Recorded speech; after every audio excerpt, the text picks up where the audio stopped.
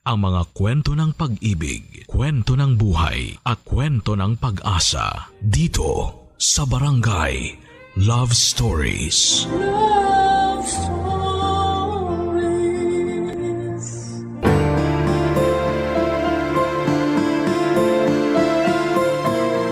May mga pagkakataon talagang hindi natin alam kung paano iintindihin ang ating mga magulang, lalo na ang ating mga ina na may sariling pananaw at paraan sa bawat bagay. Ikaw, kabarangay, anong hindi mo makakalimutang karanasan sa iyong ina? Dear Papa Dudut, Hi Papa Dudut, ako po si Emily at sisimulan ko po ang kwento ko syempre sa aking ina. Marami po talaga siyang pangarap sa buhay dahil nga sarat kami. Gusto niya talagang magkaroon ng maginhawang buhay. Laking tondo po sina nanay at tatay at mahirap lamang po kami. Pero itong si nanay ay gusto talagang makaalis kami doon. Lalo na't nakapagtrabaho si tatay sa Qatar. Mahusay po siya sa ginagawang pagwe-welding kaya nagamit niya ang skill na yan para makapunta sa abroad. Kaya ang nanay naman ay gustong mag-ipon para makabili ng lupa at bahay sa isang subdivision. Para sa kanya, iba po talaga ang buhay na may dignidad at nakatira sa isang subdivision. Sa awa ng Diyos, matapos ang 10 taon ay may house and lot na kami sa isang subdivision. Kaya sobrang excited na talaga si nanay na makalipat kami at layasan ang mga kapitbahay naming mapanlait na sa tingin nila ay hindi kaya ng nanay ko na makaahon kami sa hirap. Sa totoo lang, Papa Dudut, proud po ako sa nanay ko kasi masino po talaga siya at hindi siya gumagastos sa walang katuturang bagay. Parati rin niyang pangaral na dapat daw ay maging tulad ng langgam na nag-iimpok para pagdating ng tag-ulan ay may maaasahan kami. Kaya itong bago naming lilipatan ay simbolo ng pagsusumikap ni tatay at nanay. Kaya proud ako sa parents ko, Papa Dudut, at in fairness, ako lang ang naging anak nila. Hindi sila gumaya sa nakakarami na anak ng anak. Wala namang maipakain at maipantustos para maayos ang buhay ng mga anak nila. Kaya nakakaramdam ako ng security sa buhay ko dahil makakapag-aral ako sa college habang nakatira sa isang maayos na bahay at community. For the first time, naging Miss Congeniality si nanay. Namimigay pa ng food sa aming kapitbahay. Para sa kanya ay kailangan naming makisama at magkaroon ng kaibigan sa subdivision. Kaya sinamahan ko si mama sa kapitbahay namin, bit-bit ang nilutong pagkain na ibibigay namin.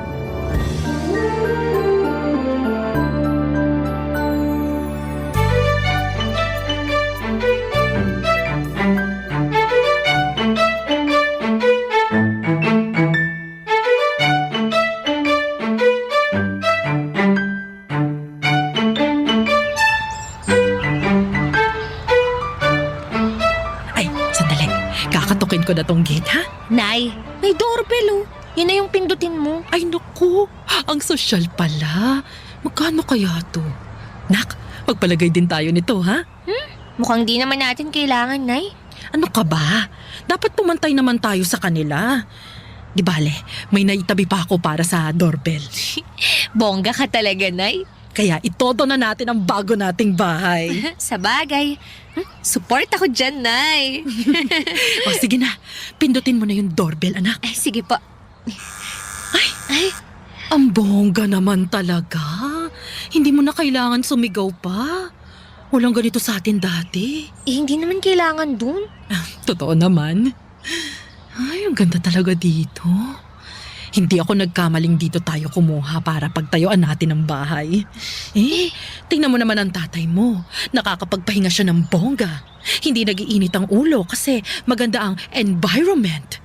Walang mga kapitbahay na lumalapit na kesyo galing abroad, nagpapaambon ng alak at kung ano-ano pa. Share your blessing, di ba? Naku, ibang klase naman yon. Kung hindi mo bibigyan, magagalit pa. Ay, naku. Huwag na nga natin silang pag-usapan. Focus tayo dito sa bago nating neighborhood. Sige po. Sino po sila? Kami yung bagong lipat. Ay, may dala kaming food para sa inyo. Salamat po. Tuloy po kayo.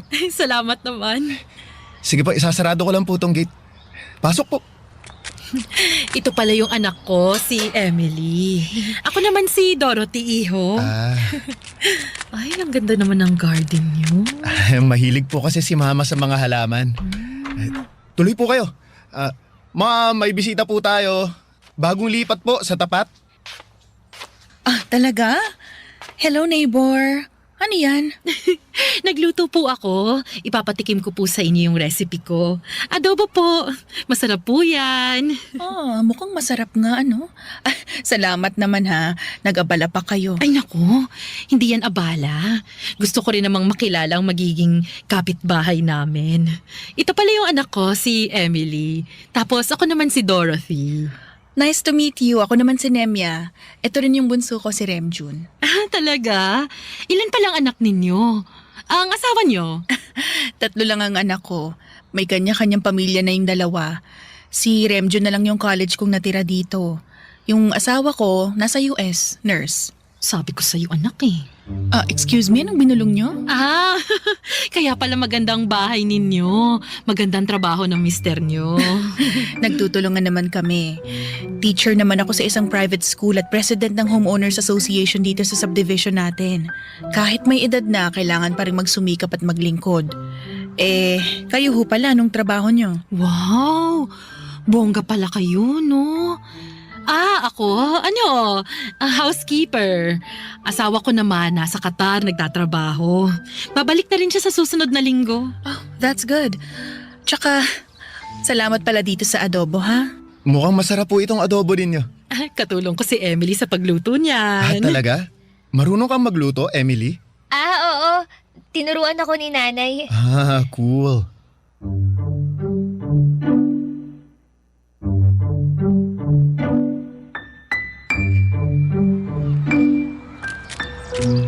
Buti mabait sila, Nay. Bait-baitan lang yun. Kita naman na pakitang tao lang din yung matandang yun. Kayo naman Miss Congeniality. Ganun talaga dapat, nakikisama. Alam mo, may gusto akong gawin anak. Magiging sikat at titingalain ako sa subdivision natin. Ano naman, Nay? Ako na ang susunod na magiging presidente ng Homeowners Association. Ay, wow. Iba ka talaga, Nay. Paano naman si Aling Nemya? Di wala. Papalitan ko siya. Papa Dudut, iba po ang aurahan ni nanay noong araw na yon. Kita kong determinado siya sa sinabing tatakbo siya sa susunod na election para maging presidente ng Homeowners Association. Sa isip ko ay kung ito naman ang gusto ni nanay at malilibang siya dito ay support ako, Papa Dudut. Habang kinakwento ni nanay ang mga plano niya, ang utak ko naman ay tumatakbo kung saan-saan. At sa totoo lang ay hindi ko nakakalimutan ang ngiti ni Remjon. Crush ko na agad siya. Sino ba naman ang hindi magkaka-crush sa gwapo niya kaya at napagalamang ko pa na same kami ng university ng papasukan. Nung umpisa na ng pasukan, si Remjon ang naging kasama ko. Parang may personal tour guide ako at wini-wish ko na sana'y ligawan niya ako. At kami ng dalawa kasi naman ay super crush ko siya, Papa Dudut. Habang nagpapantasya ako sa kanya, ang nanay ko naman ay sobrang busy sa pag-PR niya sa mga kapitbahay. At hindi ako nagkamali, Papa Dudut. Malaking sabo nga ang eleksyon. Kasi ang nanay ko at ang nanay ni Remjon ang nagkatunggali. Parang election lang sa barangay, may kampanya, si nanay. Lahat na ata ng bahay sa subdivision ay nabigyan niya ng kanyang adobo. At chinichismis ni nanay na mas magiging maganda ang ganap sa subdivision kung siya ang mananalo kasi matututukan niya talaga ito. Hindi tulad ni Aling Nemya na may trabaho bilang isang teacher at medyo boring daw at maldita ang aurahan nito.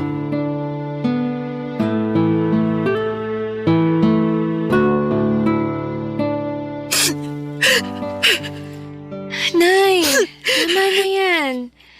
Hindi ko matanggap. Hindi. Yun ho ang lumabas eh. Ang sabihin mo, dinaya ako ng Nemya na yan. Nay naman, hindi naman ho siguro. Anong hindi? Kita mo naman na lahat ng kapitbahay natin nabigyan ko na ng adobo. Ilang beses pa. Nginingitian pa ako. Sabi pa nila na ako raw ang iboboto nila kasi mabait ako, kasi bago ako. Paano natalo ako? Dinaya talaga ako ng babaeng yon. Bawi na lang ho kayo sa susunod na eleksyon, Nay. Bago lang din naman tayo dito eh, kaya ganun. Hindi. Dapat ako na ang presidente. Malaki na yung nagastos ko, anak, ha? Nakumbinsi ko naman sila eh. Tuwing nakakausap ko, ramdam ko na ako na yung mananalo. Pero yung lumabas kanina, sobrang hindi yun makatotohanan. Ginaya ako ni Nemya. Mandaraya ang Nemya na yon. Naku, Nay. Mali ang magparatang ah. Baka may makarinig pa sa inyo. Wala akong pakialam. Wala akong pakialam kung marinig pa niya. Totoo naman eh. Totoong dinaya niya ako. Nay, tahan na ho. Nakakainis yung babaeng yan. Ang dumi-dumi niya maglaro. Nay, hayaan nyo na. Baka sa susunod na eleksyon, kayo naman ho yung manalo. Siguro ngayon, gusto pa rin ng mga taga rito yung nakasanayan na nila. Mabait naman yung si Aling Nemi eh. Anong mabait? Mabait ba yung may ginawa para lang siyang ideklarang panalo? Wow ha? Hoy Emily, ako ang nanay mo, di ba? Kaya dapat sa akin ka kumampi. Ako ang kakampi mo. Nay, kakampi niyo ako. Nagsabi lang naman ako na... Tumigil ka na. Hindi ka nakakatuwa. Ay, gusto ko lang naman na kumalma ka eh. Paano ako kakalma? Dinaya nga ako. Kaya ako natalo dahil may ginawang hindi maganda yung babaeng yon. Kaya kung ako sa'yo, huwag na huwag kang lalapit dun sa anak niya, ha? Layuan mo yung Remjo na yon. Ay, hala. Bakit napunta doon ang usapan? Kasi parehong-pareho sila. Kung anong puno, siyang bunga. Ay, wow. Ibang klase naman yan, Nay. Huwag na huwag mo akong masuway, Emily. Malilintikan ka sa akin. Naintindihan mo ba? Hoy, narinig mo ba ako? Naintindihan mo ba ang sinasabi ko? Opo. Gets ko, Nay. Nay, di ba kailangan nating mag-grocery?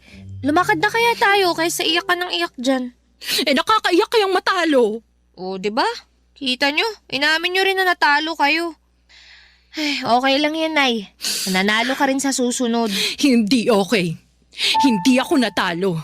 Dinaya niya ako. At yun na nga papadudot, pinipigilan ko man si nanay ay hindi ko siya kayang kontrolin. Paniwalang paniwala talaga siya na dinadaya siya ni Aling Nemya at tinanggalan siya ng pagkakataon para manungkulan bilang presidente ng subdivision. Para sa kanya ito raw ang pagkakataon niya para mas respetuhin siya ng mga tao, lalo na ng mga kapitbahay namin. Walang araw at gabi na hindi siya naiinis dahil sa pagkatalo. At ang nakakainis nga ay pinagbawalan niya akong lumapit sa crush kong si Remjon. Naiinis ako, oo, pero pinipilit ko pa rin sundin si nanay. Minsan lang siya ganito, kaya pinagbigyan ko na. At kapag may pagkakataon naman ay pinapaliwanag ko naman sa kanya na dapat ay mag-move on na at mas maging mabuti na lamang sa mga kapitbahay at kapag may extra, magluto at mamahagi ng blessings. Kaso'y dinibdib niya talaga ang mga nangyari. Umabot na sa point na parang pa-fake news na ang banat ni nanay at chinichismis niya si Aling Nemya sa mga kapitbahay. Sinasaway ko pero hindi nagpapaawat. Sa tuwing nasa school ako ay doon lamang ako lumalapit kay Remjon, ang lalaking gusto kong manligaw sa akin.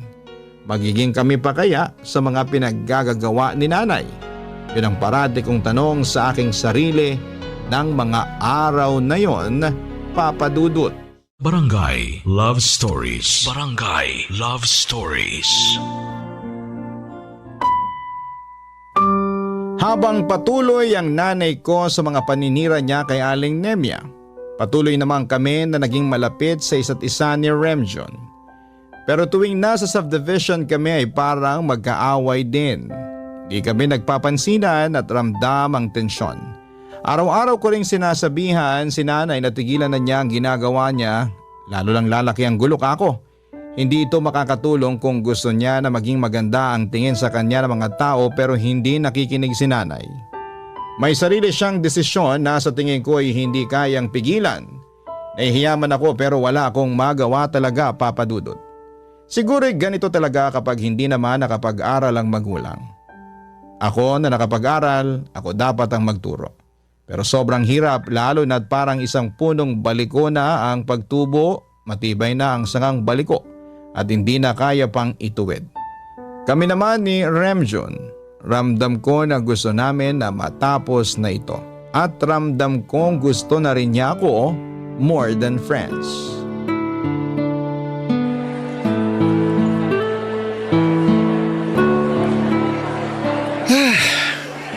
Solved na naman ang lunch ko. Salamat sa adobo ha. Ano ka ba? Alam kong sarap na sarap ka sa adobo namin eh. In fairness naman kasi, ang sarap-sarap ng recipe ninyo. Naaalala ko nga yung una kayong dumalaw sa amin eh. Yung mga araw na bati pa sina Mama at Tita Dorothy. Kaso, Yun na nga. Pagpasensyahan mo na lang ah. Hirap din kasing pagsabihan yung matatanda eh. Alam mo na. Ikaw ba? Pinagsasabihan mo ba yung mommy mo? yung nanay mo naman kasi. Nananahimik na nga si Mami pero sobrang below the belt na rin yung mga pinapakalat ng nanay mo, Emily. Nakakainis na rin kaya. Sa totoo lang, alam mo buti hindi ka ganun, no? Iba yung ugali mo. Nanay mo ba talaga yun? Teka nga muna. Mukhang iba na yung nararamdaman ko eh. Nanay ko pa rin siya, Remjun. Tsaka sabi ko nga sa'yo, pinagsasabihan ko naman, di ba? Pero may pinapakalat din naman si tita. Sabi niya na ganito ang ugali namin kasi galing kami sa hirap. Aba, minamaliit kami. No offense kasi naman, fake news peddler yung nanay mo. Kahit ano pinagkakalat para siraan ng mami ko. Una, yung sa election. Grabe, simpleng election sa homeowners. Naging ganito ang takbo dahil dun sa nanay mo. Baka nga totoong dinaya ang nanay ko. Hindi ako makapaniwala, pati ikaw? Sinabi niya kaya na galing kami sa hirap. Tsaka ramdam ko na sumasang-ayon ka sa nanay mo eh. Alangan namang sa akin. Siyempre, kampi ka sa nanay mo. Kasi Emily, sa pinapakita niya. Sa nangyayari ngayon, pinagchismisan ng pamilya natin dahil sa away nilang dalawa. Pagsabihan mo ang nanay mo na tumigil na sa pangmamata sa amin. Nagsumikap na nga ang mga magulang ko para maging maayos ang buhay namin eh. Tapos minamata pa nila kami na kesyo dati kaming mahirap, ganon. Look, sorry pero ganun ang nangyayari, Emily. Kaya pagsabihan mo rin yung nanay mo kasi ang nanay ko nananahimik naman. So ibig sabihin na dahil sa nanay ko hindi na kayo naging tahimik? Wow ha! Wala nang patutunguhan tong usapan na to. Alam mo, hindi na healthy tong ganito. Hindi talaga. Sinisiraan mo ng nanay ko eh. Ang point ko lang, sana tigilan na niya yung pagpapakalat ng maling impormasyon. Hindi lang niya sinisiraan yung nanay ko, pati kami. Kaming buong pamilya sinisiraan niya. May trabaho yung nanay ko, busy siya sa buhay niya, pero yung nanay mo busy sa paninira.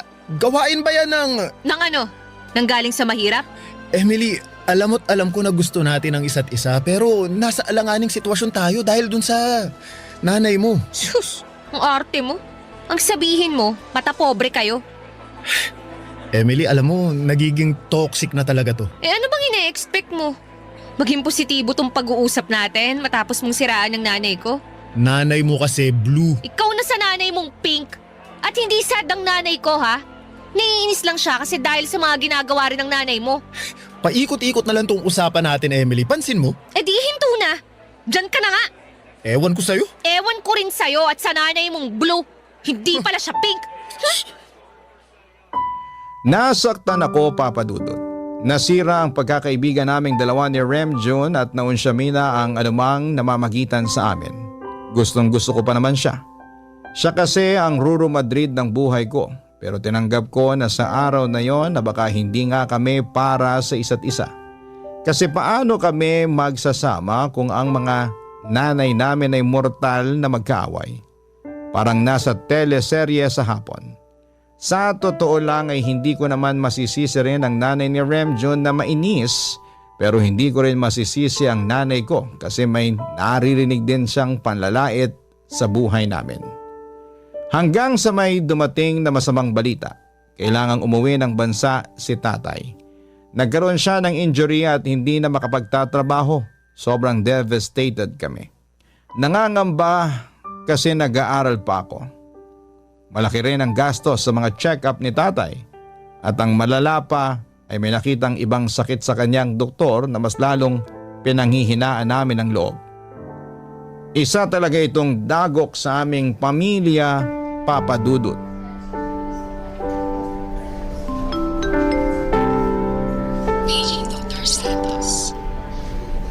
Nay, tahan na ho. Tigilan mo nga yung kakaiyak mo, mahal. Buhay pa naman ako.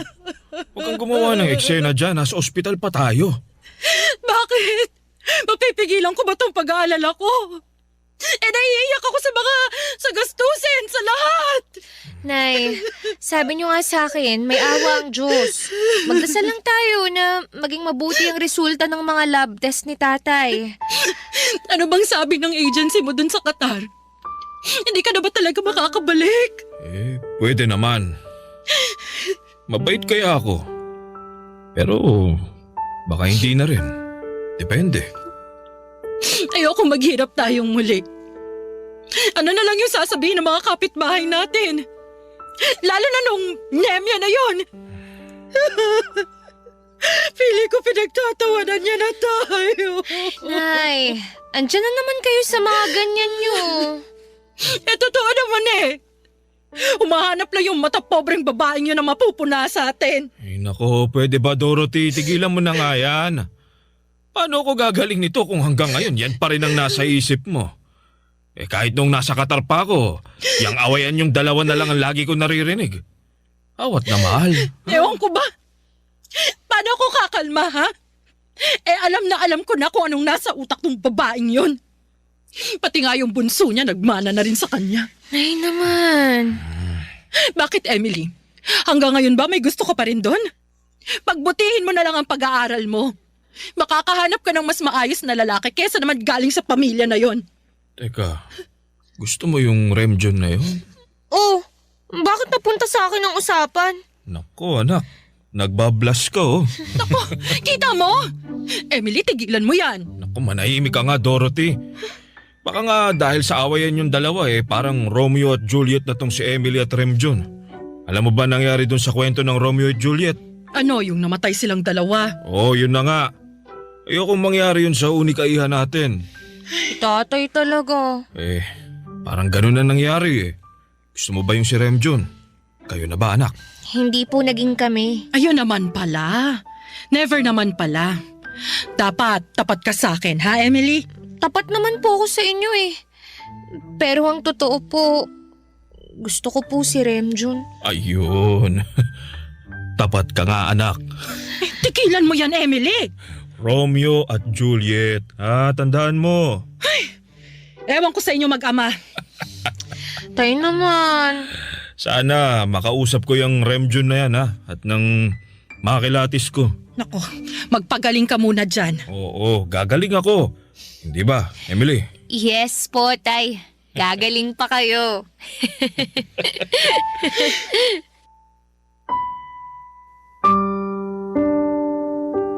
Sa totoo lang, Papa Dudut, sobrang natakot po talaga ako sa maaring resulta sa mga lab test ni tatay. Pero kahit na ganoon na ang pinagdadaanan niya ay nakuha pa rin niyang tumawa, magbigay ngiti, pero hindi pa rin ipinagkakaila na dahil sa nangyari sa kanya ay sobrang stress si nanay. Walang pumapasok na pera pero palabas dahil sa mga gamot at check-up. Financially ay nagkakaproblema na kami at parang kailangan naming ibenta ang bahay namin sa subdivision para lamang sa tuition ko at sa mga gamot ni tatay. May cancer si tatay pero early stage pa lang kaya malaki pa ang chance niyang gumaling. Kaya kung ano ang sabi ng doktor ay sinusunod talaga ni tatay dahil umaasa pa rin siyang makakabalik siya sa pagtatrabaho sa oras na gumaling siya. Tiningnan ko ang 4 na sulok ng aming bahay. Ayaw ko rin na mawala ito sa amin. Ilang beses kong sinabi na huminto muna sa pag-aaral pero tutol sina nanay at tatay. Gusto nila na makapagtapos ako dahil ito lang daw ang pamanang pwede nilang ibigay na hindi mananakaw sa akin ang edukasyon, Papa Dudut. Barangay Love Stories. Barangay Love Stories. Papadudot, lahat ng pagtitipid ay ginawa na po namin. Natigil na rin ang dating ginawa ni nanay na pinagchichismisan lang si Aling Nemya. Mas nag-focus siya sa pag-aayos ng lahat, sa pagbabudget ng pera at sa pagsisimula ng bago niyang negosyo. Isang malit na karinderya at kailangan pa rin na may kinikita kasi nga wala ring trabaho si tatay. At need niya talaga na magpahinga lang para gumaling. At kapag walang pasok naman, syempre ay tumutulong ako kay nanay at alam nyo kung ano pa ang naging magandang nangyari kahit papaano dahil sa challenge na ito sa buhay namin. Muli akong kinausap ni Remjon. Kapag nasa eskwelahan kami ay parati niya akong sinasabay sa pagkain at hindi nagtagal ay naging kami ni Remjon at itinago namin ito sa aming mga magulang. Gusto namin na ipaalam sa kanila kapag nagkaayos na talaga sina nanay at tita Nemya. Kaya binalak ni Remjon na unti-unting ipaintindi sa mami niya ang sitwasyon ng nanay ko. Ako naman ay ginagawa ko rin na ipaliwanag sa nanay ko ang pinanggagalingan ni tita hanggang isang araw.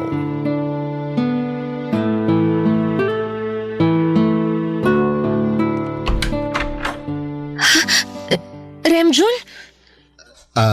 Kasama ko si mami. Nandyan ba yung nanay mo, Emily? Sino ba yan? Papasukin mo na! Pasok po kayo.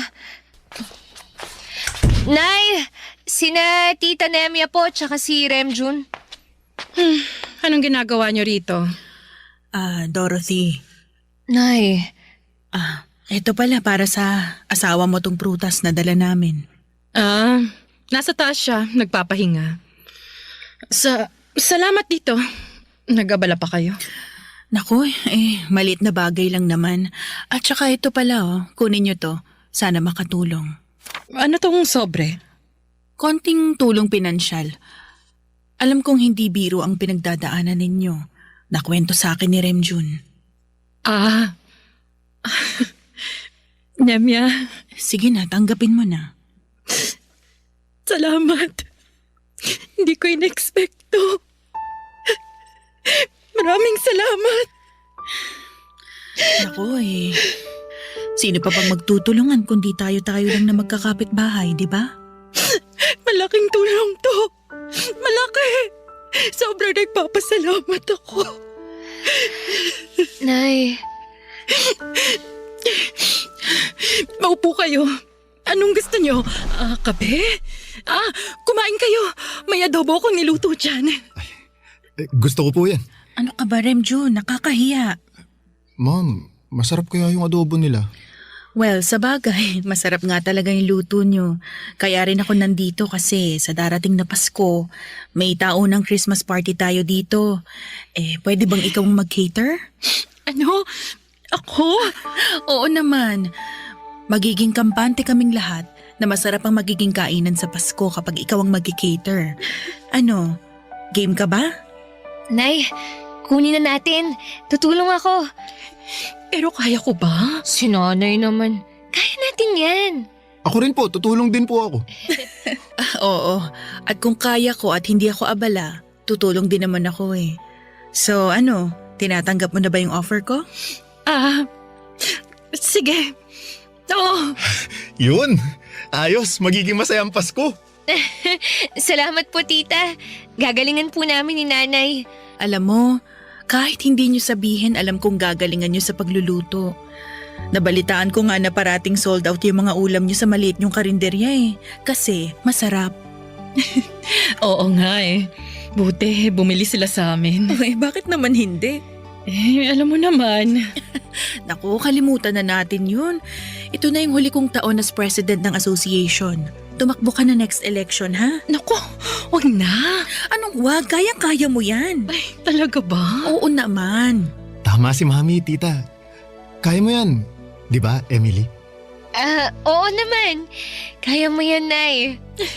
Talaga? Naku, salamat sa inyo.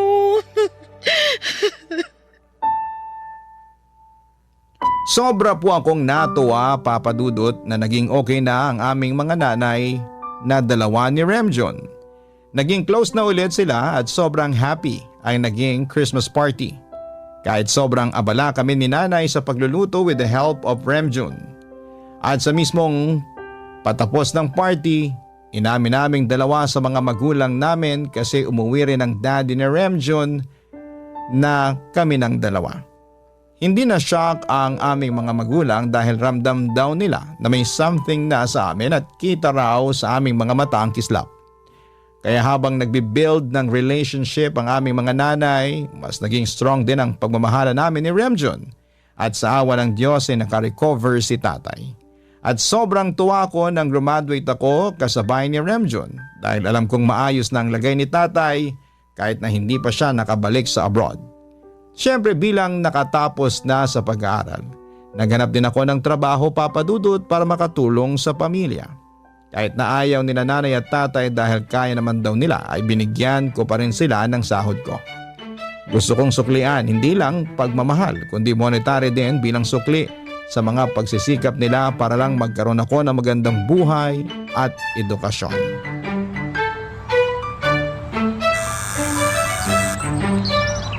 Anak, naalala mo yung unang beses nating mag-doorbell dito? Siyempre naman, Nay.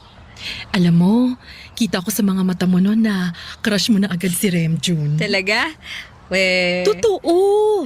At halata ring hindi lang sa adobo natuwa ang mokong na yon. Pati na rin sa kagandahan mo, anak. Sus, grabe kayo ah. Pero totoo naman. Ay, landi-landi ng anak ko. Hello, tita. Emily, pasok kayo. Wow! Adobo ba yan? Ay naku, hindi. Joke lang. Oo naman. Ito ang all-time favorite ng nanay kong Pink eh. Anong nanay kong Pink? Mabait, tita. Positive. Pasok po kayo. Ako na po magdadala niyan. So dati kasi negative ako, hindi ako pink. Blue ka dati, Nay. Ibig sabihin nun, sad. Ah, blue. Sad. Ano yung blue sad na naririnig ko, ha? Itong mga anak natin, may pakulay pala. Parang ano lang, gender reveal. Ako, wag niyong sabihin. Oy, nanay ha. Hindi pa kami nagganon. Gusto ko kasal muna bago, alam mo na, bago ko isuko yung bataan. Naku, mabuti yan. Itong si Remjun nga pinagsasabihan ko talaga na hintayin mo nang maikasal bago gawin niyang mga bagay na ganyan. Willing to wait naman ako, mami. So, kailan na nga ba yung kasal? Graduate naman na kayo. May mga trabaho. Gusto ko na rin magkaapo sa'yo. Ay tama, gusto ko na rin magkaapo. Kailan na nga bang kasal? Atat na atat din kayo ha. Ay syempre, hindi na lang kami neighborhood ni Nemia. Magiging balae pa kami. Naku, ay totoo yan. Kailan na ba ang kasal para makapaghanda na tayo? Ang tanong, nakapag-propose ka na ba, Remjun? May singsing ka na bang nabili? Panira talaga kayo. Alam nyo, may plano sana ako pero ngayon ko na nga gagawin. Ano ba yon? Sandali, kukunin ko lang. Anong kukunin? Naku, ewan ko sa batang yan. Parang gusto kong kumain na agad ah. O sige, kain na tayo. O ayan, mas special talaga to ngayon. Mas masarap yan, tita. Emily? Anong ginagawa mo? Bakit ka lumuluhod sa harapan ko? Naku anak, magpo-propose na si Remjun. Tama kayo, tita. Emily, will you marry me? Anong ano? Sagutin mo na ang anak ko ng yes? Yes! Talaga? Oo naman. Kakaloka ka. I love you, mahal. I love you too, mahal. Ano pang hinihintay niyo? Huwag na kayong mahiya. Okay lang na mag-kiss kayo kahit nasa labi pa. Nay naman. Talaga po, Teka, sandali. Ano munang motive ng kasal? Siguro blue and pink.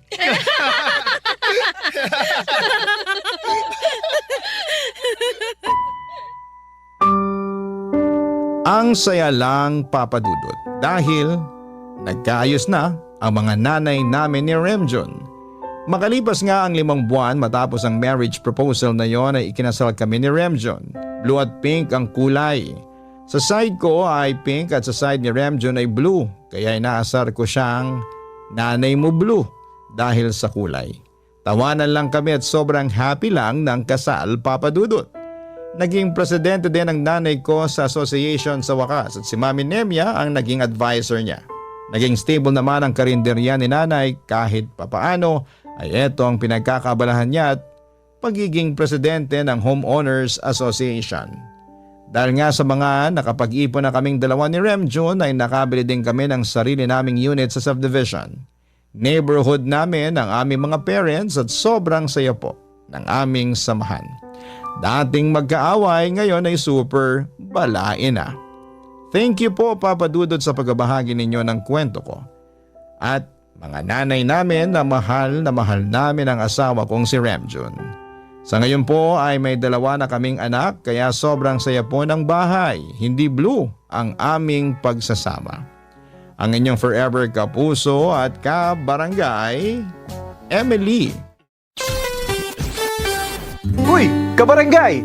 Agree ka ba sa ending ng ating barangay love stories na ito? I-share mo na ang feelings mo sa ating comment section. Ang mga kwento ng pag-ibig, kwento ng buhay at kwento ng pag-asa dito sa Barangay Love Stories. Love Stories. Bilang tao ay normal lang na may pinagdadaanan tayo. At minsan ay hindi na rin natin nakikita ang mga pinapasa ng ibang tao sa likod ng kanilang ngiti. Ikaw kabarangay, kailan mo huling tinanong yung kakilala mo kung okay lang ba sila? Dear Papa Dudut, magandang araw po sa inyo. Ako po si Sabrina at matagal na po akong tagahanga ninyo. Nalaman ko po ang tungkol sa Barangay LS sa YouTube at mula noon ay palagi na ako nakatutok sa Barangay LS tuwing break ko. Isa nga po pala akong college student at gusto ko pong ikwento sa inyo ang mga naging karanasan ko sa buhay. Lalo na kung paano ko nakilala ang boyfriend ko na si Ben. Ang totoo po niyan Papa Dudut ay hindi ko akalain na magkakaroon ako ng boyfriend kasi hindi naman ako nagkakagusto sa mga lalaki na nasa palibot ko. Pero sadyang mapaglaro lang talaga ang tadhana kasi nagbago ang lahat ng yon. Noong nakilala ko si Ben, Papa Dudut. Nakilala ko po si Ben noong unang araw sa college. Marami sa mga kaklase ko ang excited sa unang araw ng pasukan at karamihan sa kanila ay mabilis nakipagkaibigan. Pero iba si Ben, sobrang tahimik niya at parang wala siyang pakialam sa paligid niya. Nakatambay lang siya sa upuan niya at nagsusulat ng kung ano-ano sa notebook niya. Aaminin ko po ang first impression ko sa kanya ay medyo weird siya, parang may sarili siyang mundo at hindi siya nakikisama at nakikihalubilo. Pero Papa Dudut, hindi ko po maitatanggi na noong mga panahong yon ay crush ko talaga siya. Grabe, sobrang gwapo niya at maganda rin ang pangangatawan niya. Kamukhang kamukha niya talaga si Derek Monasterio, Papa Dudut. Ang sabi ko pa nga sa sarili ko noong mga panahon na yon na sayang naman at gwapo sana pero hindi naman nagsasalita. Pero hindi yon naging hadlang para kausapin at kilalanin ko siya. Siguro ay marami sa mga kabarangay ninyo ang magsasabi na napakaharot at napakalandi ko. Pero aminin ninyo, sigurado ako na may mga pagkakataon din sa buhay ninyo na naaakit kayong kausapin ng mga crush ninyo, hindi ba? Kasi ganon talaga yung nararamdaman ko noong unang nakita ko si Ben. At syempre hindi ko na po natiis. Pagkalipas ng ilang minuto ay ginawa ko na po ang unang hakbang at nagtangka akong makipag-usap kay Ben para mas makilala ko pa siya, Papa Dudut.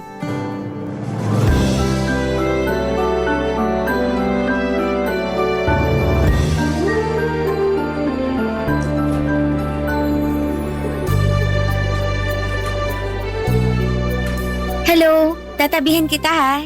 Ako nga pala si Sabrina. Anong pangalan mo? Ako ba kinakausap mo? Eto naman, patawa. Sino pa ba? Ikaw lang naman tong kinakausap ko. Sorry, ako nga pala si Ben. So nice to meet you, Ben. Alam mo, masaya ako na magkaklase tayo. Ano ba yung sinusulat mo sa notebook mo? Wala. Journal ko to. OMG, hindi ka lang pala gwapo. Matalino ka pa. Thank you. Patingin ako ng journal mo, ha? Uy, wag! Sorry kung napagtaasan kita ng boses. Ano ka ba? Ba't sorry ka ng sorry dyan? Ang totoo niyan, dapat ako nga tong humihingi ng tawad sa'yo kasi hindi ko na-realize na ini-invade ko na pala yung personal space mo. Pasensya ka na talaga ha. Sadyang makulit lang talaga ako. Ayos lang yun. Nga pala, may tatanong ako sa'yo ha. Sana wag mong masamain. Kanina ko pa kasi napapansin na wala kang kinakausap dito sa classroom. Tapos hindi ka rin umiimik. May pinagdadaanan ka ba? Ha? Wala akong problema. Okay lang ako. Well, kung sakaling kailangan mo ng makakausap, andito lang ako ha. Friends na tayo simula ngayon, okay? Sige. Perfect! Yan! Nga pala, thank you rin ha. Ha? Thank you saan? Thank you kasi ikaw ang unang kumausap sa akin dito sa classroom. Kasi malamang iniisip ng mga kaklase natin na weirdo ako. At sigurado ako na pinagtatawanan na rin nila ako. Uy, grabe ka naman sa sarili mo. Siguro may mga kaklase tayo na naninibago sa'yo kasi sobrang tahimik mo. Pero hindi ka naman siguro pinagtatawanan. Sabrina, may itatanong ako sa'yo ha. Sana magsabi ka ng totoo. Ano yun? Weirdo rin ba ang tingin mo sa akin? Tsaka pinagtatawanan mo rin ba ako kasama ng iba nating mga kaklase? Saan mo ba nakuha yung pinagtatawanan ka ng mga kaklase natin? Wala naman ako napapansin na pinagtatawanan ka nila. At isa pa, aaminin ko na medyo na-weirduhan ako sa'yo nung una kitang pinagmasdan.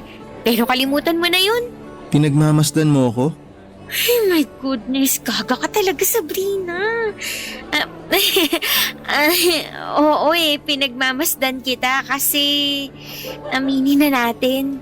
Sobrang pogi mo tapos ang ganda pa ng katawan mo. Mahirap naman yatang paniwalaan yan. Bakit naman? Hindi ako naniniwala na may itsura ako. Kasi kung totoong may itsura ako, bakit hindi ako kinakausap ng mga kaklase natin? Eto ha, tatapatin na kita. Ang dahilan kung bakit walang kumakausap sa'yo kasi hindi ka mukhang approachable. Maniwala ka sa akin, gwapo ka pero yung mukha mo kasi parang... Parang ano? Parang nang tataboy ng tao, mukha kang masungit, ganun. Sorry, di ko talaga sinasadya. Ganito lang talaga mukha ko. Alam mo, ikaw, kung may piso lang ako sa bawat sorry mo, malamang mayaman na ako ngayon. Thank you talaga. Napagaan mo loob ko. Anong ibig mong sabihin? Ang totoo niyan, kabadong-kabado ako kasi first day of school natin ngayon. Pero napagaan mo yung loob ko. Tsaka kahit paano, nawala yung kaba na nararamdaman ko. Ano ka ba? Wala yun. Maliit na bagay. Nga pala, ayos lang ba sa'yo kung sabay na tayong mag-lunch mamaya? Seryoso ka na gusto mo kong kasabay mag-lunch? Eto naman, kung makapagsalita parang may nakakahawang sakit. Oo, wala, hindi. Wala akong nakakahawang sakit. At oo, sasabayan kita mag-lunch. Perfect! Basta babalikan kita dito pagkatapos ng klase natin, ha? Shucks, andyan na yung professor. Babalik na muna ako sa upuan ko. Nice meeting you! Sobrang mahiyain talaga si Ben, Papa Dudut. Sayang lang kasi at gwapo siya pero parang wala talagang tiwala sa sarili. Nung una ko siyang kinausap ay halatang halata na parang gusto niyang maglaho at mawala sa mata ng lahat. Pero sa totoo lang kahit sobrang mahiyain ni Ben at hindi siya yung tipo ng tao na madaling lapitan, ramdam ko pa rin na mabait siya. Kasi hindi ba bilang mga tao ay nararamdaman natin kung mabait, mayabang o may masamang ugali yung mga tao na nakakasalamuha natin. Nang mga panahon na yon, oo mahiyain si Ben pero talagang nararamdaman ko na busilak ang puso niya. Kaya naman tuwing nag-uusap kami ay okay lang sa akin na ako yung madaldal habang siya ay tahimik lang at nakikinig sa akin. At hindi nagtagal ay naging matalik na magkaibigan kami ni Ben. Sabay kaming nagla-lunch araw-araw at nagtutulungan na din kami sa mga assignments. Natutuwa ako kasi nararamdaman ko na komportable na siya sa akin. Nung una tuwing kinakausap niya ako ay parang nahihirapan siya, utal-utal siya kung magsalita. Tapos ay nanginginig pa. Pero hindi nagtagal ay naging mas natural na siya, Papa Dudut. Pag kinakausap ko siya ay hindi na siya kinakabahan. Pero sa ibang tao ay ramdam ko pa rin yung kaba niya. Kaya madalas ako na lang ang kinakausap ni Ben. Kasi kapag ako ang kausap niya ay hindi siya kinakabahan at mas komportable siya. Noong mga panahon na yon ay naisip kong normal pa ba yung nararamdaman ni Ben.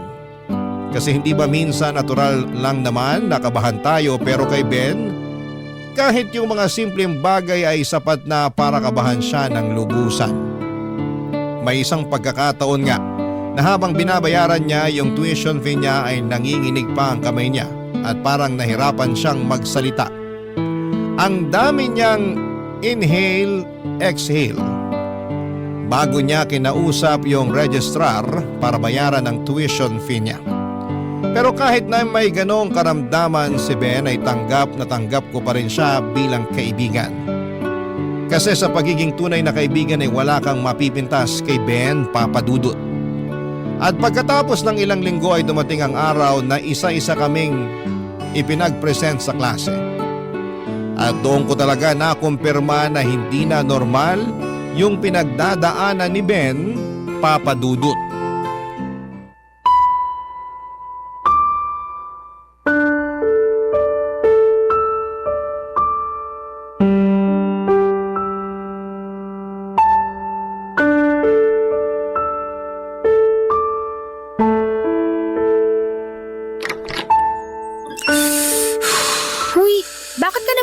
Ng classroom. Ikaw na yung susunod na magpe-presento. Sabrina, pasuyo naman oh. Pwede mo bang sabihin sa prof natin na uuwi na ako? Teka lang, bakit naman? Ang laki kaya ng impact ng presentation na yun sa grades natin. Pasensya ka na pero hindi ko talaga kaya. Sigurado ako na pagtatawanan lang ako ng mga kaklase natin. Ben, may itatanong ako sa'yo ha. Sana magsabi ka sa akin ng totoo. Ano yung itatanong mo? Nito kasing mga nakaraang linggo, madalas ko nang napapansin na pinagpapawisan, nanginginig at nauutal ka tuwing may kausap kang ibang tao. Alam ko na yung iniisip mo. Wala akong bisyo. Hindi rin ako umiinom ng kape. Kung ganun, bakit ka nagkakaganyan? Simula nung elementary pa lang ako, ganito na talaga ako. Pero mas lalong lumala nung nag-high school ako. Ang mahirap pa, pati si mama hindi naniniwala na may kakaiba akong nararamdaman. Ang ibig mong sabihin, alam ng mama mo ang nangyayari sa'yo? Oo, alam niya pero palagi niyang ini-invalidate yung nararamdaman ko eh. Tuwing kinukwento ko sa kanya na hindi normal tong kaba na nararamdaman ko, sinasabi niya na nag-iinarte lang daw ako. Kawawa ka naman pala. Pero wag ka mag-alala kasi sigurado ako na darating din yung araw na maiintindihan ka ng mama mo. Pero yung papa mo, naikwento mo na rin ba sa kanya yung tungkol dyan sa kondisyon mo? Wala na si Papa. Matagal niya na kaming iniwan ni Mama. Sumama siya dun sa babae niya. Ay, anyway, uuwi na ako. Pasuyo na lang ha. Parang awa mo na. Huy, ano ba? Dito ka lang. Sabrina naman, please. Hayaan mo na ako umuwi. Makinig ka sa akin. Hindi ka magpapatalo sa kung ano man yung nararamdaman mo. At hindi ako makakapayag na bumagsak ka sa klase natin dahil lang dyan sa kaba mo. Kung nagawa ko yung presentation ng maayos, sigurado din ako na kaya mo din yun. Pero paano pag pumalpak ako? Paano kung magmukha akong tanga sa harap ng mga kaklase natin? Paano kung ito na yung maging simula ng pambubuli nila sa akin? Sa tingin mo ba may oras pa ang mga tao dito para gawin kang katatawanan?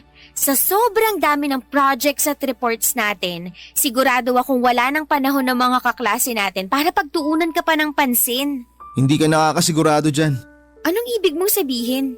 Madalas kasi akong pagtawanan ng mga kaklase ko nung high school ako. Hindi raw kasi ako nakakapagsalita ng maayos. Tsaka tuwing sinusubukan kong magsalita, sabi nila, tunog aso daw ako na umiiyak. Tinatawag din nila akong lampayatot. Kaya doon ang galing yung lakas ng loob ko para mag-gym. Nagbaka sakali rin ako na pag nag-gym na ako, baka magkaroon ako ng kumpiyansa sa sarili. Pero wala eh. Kasi hanggang ngayon, yung kaba ko sa social setting natin, hindi pa rin nawawala. Teka lang, nag Nag-gym ka? Oo, bakit parang takang-taka ka? Shucks! Kaya palang laki ng katawan mo. Malaki katawan ko? Tumataba na ba ako? Ano ka ba? Hindi. Ang ibig kong sabihin, maganda yung katawan mo. Ah, akala ko pinagtatawanan mo na ako eh. Ito talaga? Hindi. Sige, ganito na lang. May receptionist ba dun sa gym na pinupuntahan mo? Ha? Oo naman. Bakit? Nakakausap mo ba yung receptionist ng gym? Oo. Pero saglit lang, tapos umaalis na rin ako. Sige, ganito na lang ang isipin mo. Kapag nag-present ka na dun sa harapan ng mga kaklase natin, isipin mo na lang na yung receptionist ng gym yung kausap mo para hindi ka nakabahan. Pero kung kakabahan ka pa rin, ako na lang yung tingnan mo para mawala yung kaba mo at makapag-present ka ng maayos. Okay ba sa'yo yun? Sige, susubukan ko. Thank you Maliit na bagay. So ano, okay ka na? Aaminin ko kinakabahan pa rin ako pero mas okay na ako ngayon dahil sa'yo. Sige, hinga ka muna ng malalim. Inhale. Exhale. O ayan. Tapos subukan mong i-clear yung mga negative na naiisip mo. Paano? Ako yung isipin mo. Hindi, seryoso. Subukan mong isipin na mag-isa ka lang sa kwarto mo para hindi ka na kinakabahan ng ganyan. Okay ka na? Oo. Salamat talaga. Alam mo, ikaw, puro ka pa sa salamat.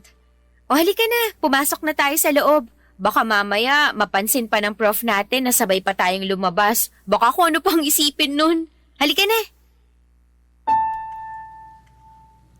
Mabuti na lang talaga at hindi napansin ng professor namin na lumabas kami ni Ben ng classroom. Kasi timing din na abala siya sa pag-grade ng mga presentations noong mga panahon na yon. Anyway, papadudot na tuloy ang presentation ni Ben at halatang halata na naiiyak siya habang nagpe-present ito sa buong klase. At nanginginig pa yung boses niya. Pero sa kabila ng lahat ng yon ay nagawa pa rin niyang tapusin ng maayos ang presentation. Kaya naman proud na proud ako kay Ben ng araw na yon. Pag uwi ko ng bahay, naisip ko na mag-research tungkol sa nararamdaman ni Ben. Aaminin ko noong una akala ko ay baka nagkakape siya o baka may bisyo siya kaya ganon na lamang kung kabahan siya. Pero kapag kami lang dalawa ni Ben ay medyo okay naman siyang kausap. Kaya't naisip ko na may mas malalim pa na kadahilanan kaya siya kabado kapag ibang tao na ang kasama o kausap niya. At doon ko po nalaman na may social anxiety pala si Ben. Ang social anxiety ay isang mental condition kung saan ang tao ay palaging kinakabahan at natatakot na baka husgahan o kutsain ng ibang tao. Dahil dito, madalas nilang iniiwasan ang mga pakikisalamuha sa public na lugar. At dahil sa takot na yon, kadalasan ay nauutal sila at minsan ay nagiging physical ang epekto. Tulad ng panginginig ng kamay o pinagpapawisan dahil sa sobrang kaba. Base rin sa mga nabasa ko, ang social anxiety ay maaaring namamana o kaya naman ay dulot ng mga trauma o hindi magandang karanasan sa mga nakaraan. Noong nalaman ko ito ay lalo akong naawa kay Ben kasi nakikita ko sa mga mata niya na napapagod na rin siya sa kondisyon niya at bilang kaibigan. Ang magagawa ko lang ay damayan siya at suportahan siya sa mga ganitong pagkakataon. Makalipas ang ilang araw ay naisip kong ibahagi kay Ben yung natutunan ko tungkol sa social anxiety. Noong sinabi ko sa kanya ito, agad niyang sinabi na kuhang-kuha niya daw yung mga sintomas na nabanggit ko tungkol sa social anxiety. Sabi niya lahat ng sintomas ay nararamdaman at nararanasan niya. Yung palaging kinakabahan, takot na baka husgahan siya, at pati na rin yung pakiramdam na gusto niya na lamang magtago tuwing nakakakita siya ng ibang tao, Papa Dudut. Barangay Love Stories. Barangay Love Stories. Pero Papa Dudut, ayon nga sa isang quote na nabasa ko, love conquers all daw. At hindi naging hadlang ang social anxiety ni Ben para mahulog ang loob namin sa isa't isa. Hindi na rin siguro nakapagtataka kung nagkatuluyan kami kasi palagi ko namang pinaparamdam kay Ben na hindi ko siya iiwanan, lalo na sa mga darkest moments niya. Aaminin ko noong una ay gwapo talaga si Ben kaya ako nabighani sa kanya. Pero yung ugali niya talaga ay ang totoong dahilan kung bakit ako patuloy na nananatili sa tabi niya.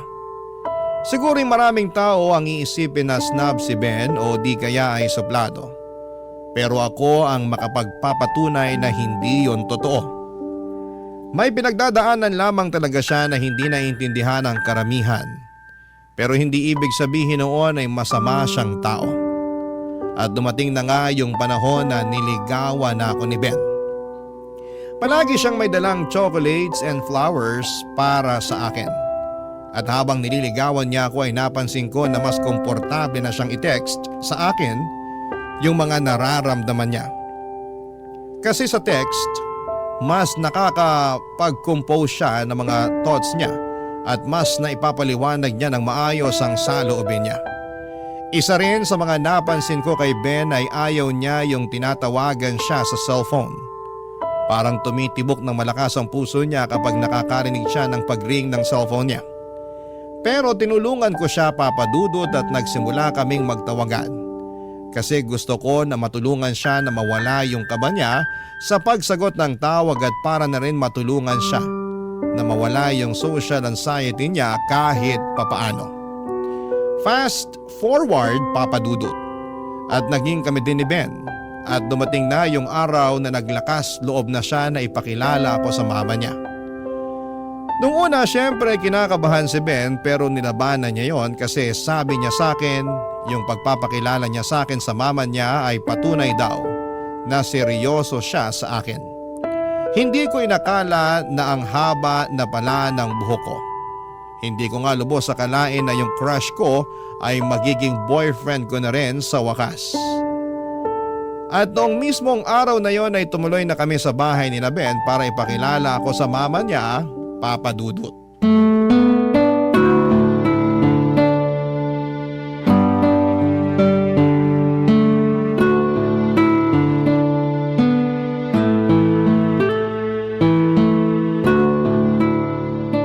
Grabe, babe! Mamimit ko na din yung mama mo sa wakas. Hello? May kausap pa ba ako dito? Bakit hindi ka mapakali dyan? Pasensya ka na babe pero ito kasi yung first time na may ipapakilala ako sa mama ko eh. Alam mo, kung hindi ka pa handa, naiintindihan ko naman eh. Uuwi na lang ako kung gusto mo. Uy, sandali lang. Wag, dito ka lang. Kaya ko to. Kaya ko. Liga. Sigurado ka na ba talaga? Oo. Gusto ko talaga iparamdam sa'yo na seryoso ako sa pagiging boyfriend mo. Kaya halika na, pumasok na tayo. Ipapakilala na kita. Ma? Ben! Ikaw na ba yan? Andito ako sa kusina. Halika rito para matulungan mo na ako sa pagluluto. Opo.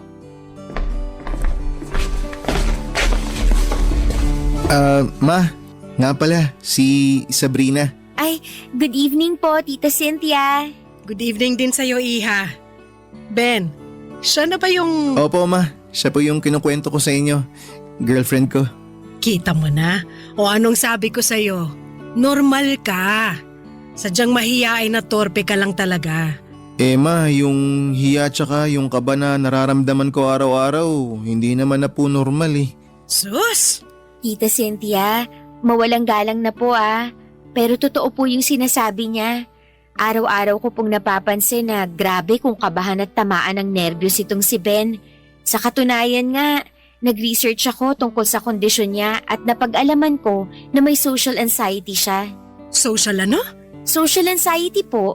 Isa po siyang mental condition kung saan palaging natatakot at kinakabahan yung isang tao kahit sa mga normal o pangkaraniwan na mga sitwasyon o gawain. Sus, may doktor ka ba, Iha? Kayo talaga mga kabataan ngayon kung ano-ano na lang ang mga nababasa at pinaggagawa nyo sa internet. Kaya masyado kayong praning at sensitive eh. Ma, totoo yung sinasabi ni Sabrina. At sangayon din po ako sa research niya. Sa tingin ko po talaga may social anxiety ako. Kalokohan! Huwag ka nga magpapapaniwala dito sa girlfriend mo. Alam mo, Iha, sayang ka. Gusto pa naman sana kita kasi maganda ka at mukha pa namang edukada pero hindi ko gusto yung mga pinapasok mo sa utak ng anak ko. Ma, please, wag niyo naman pagsalitaan si Sabrina ng ganyan. Masisisi mo ba ako? Pinagmumukha kang baliw nitong girlfriend mo. Ano? Hindi po sa ganun yun. Ma naman, labas si Sabrina dito. Matagal ko nang kinukwento sa inyo yung tungkol sa nararamdaman ko. Pero kayo lang tong hindi naniniwala sa akin eh. Kayong mga kabataan, kung ano-ano na lang ang pinagagagawa nyo para lang makakuha ng simpatsya. Mga kulang kayo sa pansin. Tita, I'm sorry pero sumusobra na naman ata kayo. Umalis ka na nga dito. Lubayan mo ng anak ko. At ikaw, Ben, kailan ka pa magtitino? Sa tingin nyo ba talaga ginusto ko magkaroon ng social anxiety? Pagod na ako na maramdaman tong nararamdaman ko, ma. Ayoko ng ganitong klaseng buhay. Yung tipong palagi na lang akong kinakabahan tuwing may ibang tao ko nakakausapin. Yung tipong tuwing may kakausap sa akin, palagi ako nag-overthink. Palagi kong iniisip na may mali ako nasabi sa kanila. At alam niyo po ba kung ano yung pinakamasakit sa lahat? Ang pinakamasakit ay yung sarili kong ina hindi naniniwala sa pinagdadaanan ko. Aminin mo nga sa akin. May bisyo ka ba? Ganyan naman kayo palagi eh. Tuwing kinukwento ko sa inyo yung tungkol sa sitwasyon ko. Palagi na lang kayo naghihinala na nagbibisyo ako. Pero wala, ma. Ilang beses ko bang sasabihin sa inyo na hindi ako nagbibisyo? Ben, tama na yan. Huminahon ka. Hindi. Kailangan niya marinig to. Kailangan niyang maintindihan na nahihirapan na ako. Nahihirapan? Nakakapunta ka pa nga ng gym eh. Pero hanggang ngayon nanginginig pa rin ako sa takot tuwing pumupunta ako sa gym. Alam niyo ba yun? Siyempre hindi. Kasi ni minsan hindi naman kayo nagtanong kung okay lang ako, May. Ni minsan hindi niyo inalam yung tungkol sa kondisyon ko. Utang na loob. Hindi pa ba sapat yung napapakain kita ng 3 beses sa isang araw? Hindi pa ba sapat yung napag-aaral kita sa kolehiyo? Napaka-ingrato mong bata ka? Wala naman akong sinabi na hindi ako nagpapasalamat sa inyo eh. Ang totoo niyan, grabe yung pasasalamat ko sa inyo dahil binuhay niyo ako ng mag-isa simula nung iniwan tayo ni Papa. Pero hindi naman yun yung problema. Ang gusto ko lang naman sana unawain niyo yung kondisyon ko. Anong gusto mong sabihin ko? Hala! Nakakaawa ka naman! Nahihirapan ka sa kondisyon mong hindi naman totoo! Maupo ka na lang dyan! Maya-maya kakain na rin tayo! Pasensya na, ma, pero biglang sumama yung pakiramdam ko. Doon na lang muna ako sa kwarto. Sabrina, umuwi ka na. Tatawagan na lang kita mamaya. Ha? Sige. Hoy, babae, makinig ka sa akin ha. Ito na ang huling beses na sasabihin ko to sa'yo. Lubayan mo ng anak ko kung ayaw mo magkagulo tayo. Sige na, umalis ka na! Sobrang nalungkot at nanghinayang po ako na hindi maganda yung unang pagkikita namin ni Tita Cynthia. Akala ko kasi magiging okay lang ang lahat, pero talagang totoo yung sinasabi sa akin ni Ben dati na hindi siya nauunawaan ng mama niya pagdating sa social anxiety niya. At ang pinakamasaklap sa lahat ay ako pa yung sinisisi ni Tita Cynthia kung bakit nakakaranas ng social anxiety si Ben. Sobrang unfair po noon para sa akin kasi sino ba naman ang gugustuhin na magkaroon ng social anxiety ang boyfriend? Kung tutuusin nga dapat si Tita Cynthia pa ang unang nakakaintindi sa kondisyon ni Ben dahil siya yung nanay pero parang kabaliktaran pa yung nangyayari. At noong nakauwi na ako sa bahay namin agad kong tinawagan si Ben para kausapin at kumustahin siya. Naikwento niya sa akin na noong nasa high school pa lamang siya madalas na daw silang nagtatalo ng mama niya tungkol sa social anxiety niya. Pero hindi raw siya pinapaniwalaan ito. Pero kahit na hindi siya nauunawaan ng mama niya, nalagpasan daw ni Ben yung hirap na yon kasi may best friend siya noong high school na nakakaintindi sa kanya. Kaya lang noong pumanaw ang best friend niya noon, doon na talaga siya nawala ng kumpiyansa sa sarili niya. Pakiramdam niya daw na wala na talagang nakakaintindi sa kanya. Naku Papa Dudut, noong sinabi ni Ben na wala na raw nakakaintindi sa kanya ay parang nagulat ako. Parang sinabi ko sa sarili ko, ay aba matindi, walang nakakaintindi sa'yo so ano ako multo? Pero syempre hindi ko na sinabi yon sa boyfriend ko. Ang sinabi ko lang sa kanya ay kahit pumanaw na yung best friend niya, nandito pa naman ako para intindihin at unawain siya. Sabi ko sa kanya na hindi siya nag-iisa at mukhang nakikita naman ni Ben na hindi ko siya iiwanan sa mga darkest moments niya. Pero Papa Dudut, hindi ko talaga ine-expect na may darating pa na mas malalim na pagsubok. Isang araw matapos ang klase namin ay kinausap ako ni Ben, Papa Dudut. Sobrang seryoso ng tono ng boses niya noong araw na yon. At agad akong kinabahan kasi parang may gusto siyang sabihin na napakabigat. At doon na nga niya sinabi sa akin ang isang bagay na labis kong kinalungkot noong mismong araw na yon.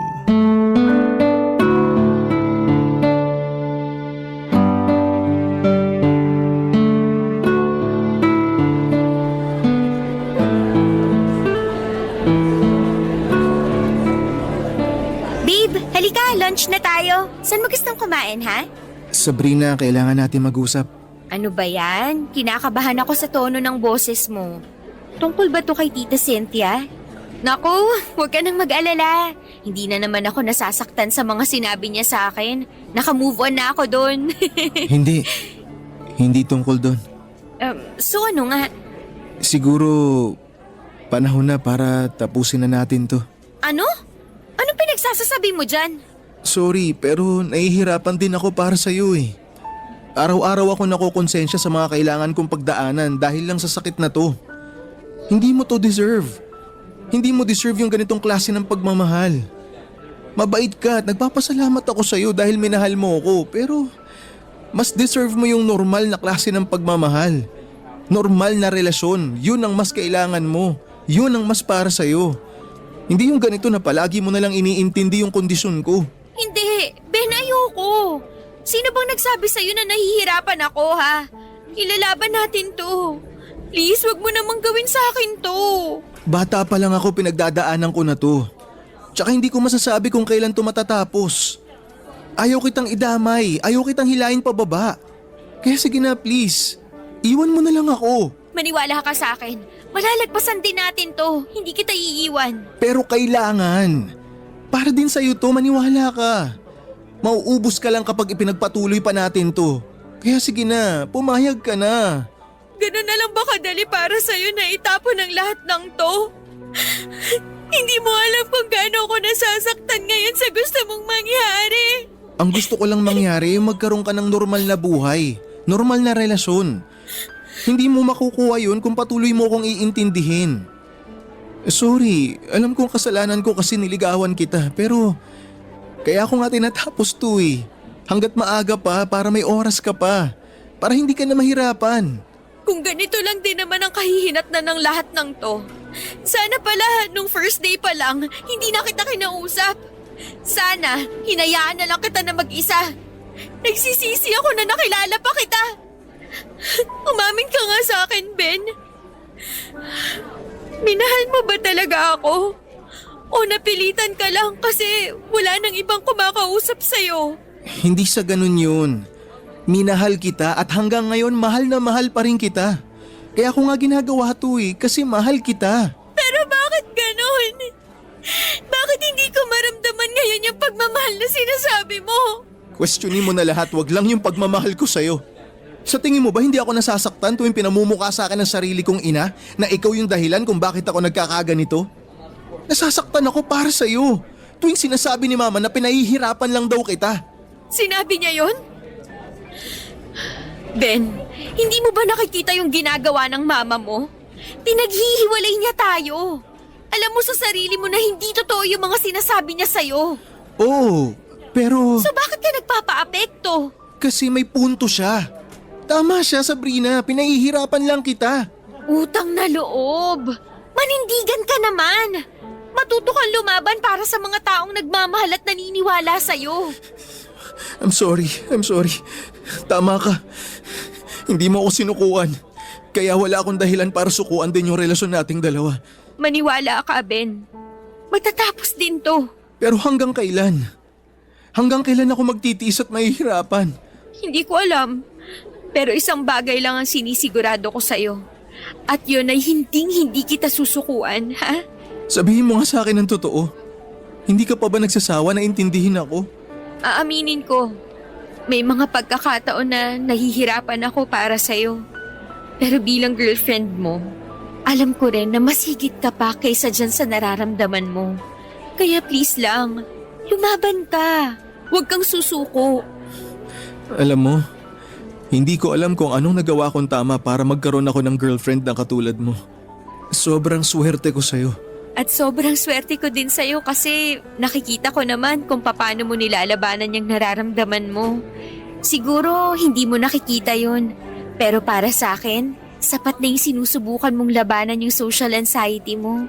Sana balang araw, makita at ma-realize ni Mama na hindi ko naman talaga ginusto na magkaroon ng sakit na ganito. Pero alam mo, sa totoo lang, naiintindihan ko rin naman yung mama mo. Kasi iniwan kayo ng papa mo. Tapos pinalaki ka niya ng mag-isa. Kaya siguro para sa mama mo, sapat na yung napapakain at napapag-aral ka niya. At utang na loob ko yun sa kanya. Ang akin lang naman, sana maunawaan niya na may pinagdadaanan ako. Ang hindi ko pa maintindihan, ikaw ang sinisisi ni Mama kung bakit ako nagkakaganito. Ay, mama mo lang talaga ang makakasagot niyan. Pero wag mo na munang isipin yan. Mas lalo ka lang masistress. Tama ka. Babe, pasensya ka na talaga. Salamat din kasi hindi ka napagod na iparamdam sa akin na mahal mo ko. I love you. I love you too. Basta wag mo na ulit gagawin yun ha. Hindi tayo maghihiwalay at hindi ako magsasawang ipadama sa'yo na mahal kita. Mabuti na lang po talaga at nagkaayos kami kaagad ni Ben noong araw na yon. At kung sa tingin niyo po ay doon na natapos ang problema namin, mali po. Kasi isang araw noong wala kaming pasok ni Ben ay naisipan namin na mag-date at pumunta sa isang mall. Naisip namin na magandang pagkakataon yon para makapag-relax at magsaya. At noong nakarating na kami ni Ben sa mall ay bumili kami ng maiinom. At habang naglalakad kami, aksidente namang natapilok si Ben at natapon niya yung inumin namin. Agad na pinagtawanan siya ng mga tao na nakakita sa nangyari. Normally sa mga ganitong sitwasyon ay mabilis lang na makaka-move on yung isang tao, pero iba ang nangyari kay Ben pagkatapos noon. Sumama ang loob ni Ben at talagang dinibdib niya yung nangyari.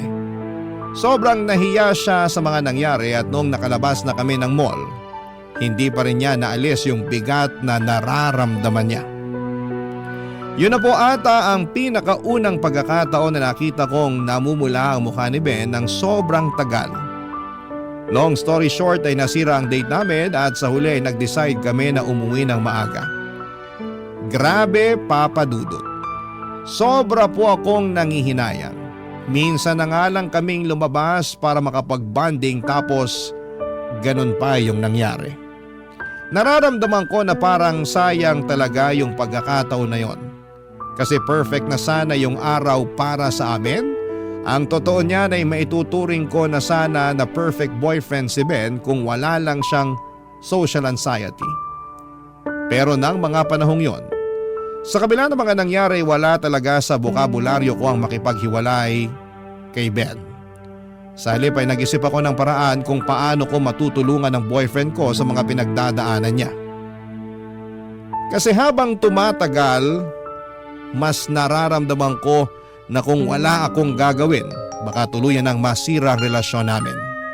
Ayokong masira yon kaya't nag-decide akong kailangan ko ng kumilos kung gusto ko pang isalba ang relasyon naming dalawa. Barangay Love Stories. Barangay Love Stories. Noong mga panahong yon ay gusto ko na talagang patignan si Ben sa isang psychiatrist. Kasi alam ko na sa mga kondisyong katulad ng social anxiety, mas makakatulong kung may profesional na tutulong kay Ben na maintindihan kung ano talaga ang nararamdaman niya. At syempre para matutunan niya rin kontrolin ang mga emosyon niya. Kung iisipin mo kasi ang mga mental conditions tulad ng social anxiety ay matagal nang pinag-aaralan ng mga psychiatrist. at sila yung may tamang kaalaman at training para matulungan si Ben na malagpasan yon. Nang ikinuwento ko kay Ben kung willing ba siyang magpatingin sa psychiatrist ay hindi siya nagdalawang isip. Sabi niya willing siyang gawin at walang problema sa kanya yon kasi kahit si Ben ay alam niyang hindi na niya kayang kontrolin yung sobrang kaba at hiya niya tuwing nasa pampublikong lugar siya. Hindi rin niya maintindihan kung bakit yung ibang tao parang normal na nakakapag-interact sa ibang tao habang siya ay palaging nahihirapan. Naawa nga ako kay Ben kasi minsan ay nakikita ko yung inggit sa mata niya sa mga taong tila walang problema sa pakikipag-usap o pakikipagsalamuha sa ibang tao. Kaya lang, may malaking problema kami, Papa Dudut. Pareho kaming estudyante ni Ben at wala kaming sapat na pera para patignan siya sa psychiatrist. Dapat nga si Tita Cynthia na mismo ang nagkukusa na patignan si Ben. Kasi siya naman yung nanay at may responsibilidad siyang tulungan si Ben sa kondisyon niyang ito. Pero hindi naman po nagkakasundo si Ben at Tita Cynthia kapag yung social anxiety na ang pinag-uusapan. Kaya bilang girlfriend ni Ben ay naglakas loob na ako na pumunta sa bahay nila at kinausap ko talaga si Tita Cynthia. Gusto ko sanang ipaintindi sa kanya na hindi biro at basta-basta ang pinagdadaanan ni Ben at kailangan niyang tanggapin at unawain ang kondisyon ng sarili niyang anak. Hindi ko alam kung magiging madali o mahirap ang usapan na yon pero ang alam ko lang ay kailangan kong gawin yon para sa boyfriend ko, Papa Dudut.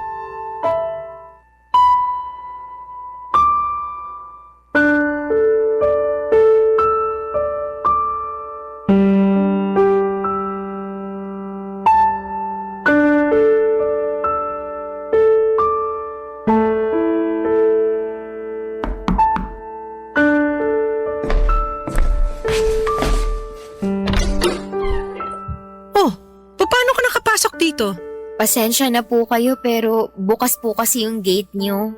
Hindi ka pa pala hinihiwalay ng anak ko? Pwes natutulog pa si Ben. Sige na, umalis ka na. Kayo po talaga ang sadya ko dito. At ano naman ang kailangan mo sa akin? Gusto ko po sana kayong kausapin tungkol kay Ben. Ang lakas ng loob mo ah. Pero hanggang dyan ka na lang. Wag na wag ka magkakamaling pumasok sa bahay ko. Gaya nga ng sinabi ko, natutulog pa ang anak ko, mamaya mo na siya i-brainwash. Tatapatin ko na po kayo, Tita Cynthia. Pwede bang tigilan mo ng pagtawag sa akin ng tita? Hindi kita kaano-ano. Ang kapal din naman talaga ng pagmumukha mo para tawagin ako. Kailangan ho ng psychiatrist ni Ben. Ano? Pasensya na po kayo pero awang-awa na po ako sa anak ninyo. Sobrang nako-conscious na siya tuwing pinapalibutan siya ng ibang tao. At sa tingin ko, mas makakabuti kung patitingnan niyo siya sa isang psychiatrist. Psychiatrist? Hindi baliw ang anak ko, Sabrina. Kung may baliw man dito, ikaw yon. Kasi kung ano-anong pinapasok mo sa utak ng anak ko. Tita, magdahan-dahan po kayo sa mga sinasabi niyo. Hindi porket may pinagdadaanan ng mga katulad ni Ben, hindi ibig sabihin nun baliw na sila. Kailangan lang nila ng tulong para mas maintindihan nila yung nararamdaman at pinagdadaanan nila. Ikaw ang dahilan kung bakit may pinagdadaanan ng anak ko. Kung ano-ano mga sinasabi mo sa kanya kaya siya nasisiraan ng bait. Matagal na pong may pinagdadaanan si Ben. Kayo lang naman tong nagbubulag-bulagan sa hirap na dinadanas ng anak nyo. At bakit nyo po ba ako sinisisi sa nangyayari kay Ben? Sa tingin nyo po ba talaga ginusto ko na magkaroon ng mental health condition yung anak nyo? Aba malay ko! Hindi po ako nagpunta dito para makipag-away sa inyo. Pumunta po ako dito para makiusap sa inyo na patingnan niyo si Ben sa isang psychiatrist.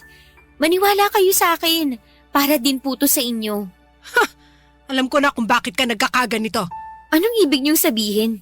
Pinipilit mo na patignan yung anak ko sa isang psychiatrist kasi gusto mong pagkakitaan yung anak ko.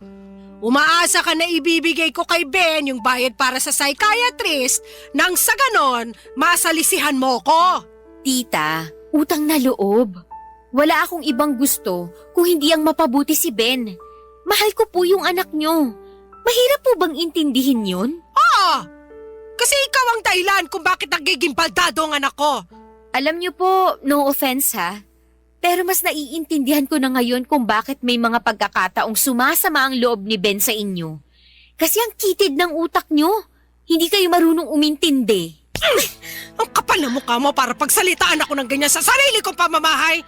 Sabihin niyo nga ho sa akin, bilang nanay niya, hanggang kailan niyo kayang tiising nakikita si Ben na nahihirapan sa kondisyon niya? Wala siyang kondisyon. Gawa-gawa niyo lang yan. Kayo kasi mga kabataan, kulang kayo sa pansin. Walang sakit si Ben. Normal ang anak ko, naintindihan mo? Tita, parang awa niyo na. Ako na ang nasasaktan para kay Ben.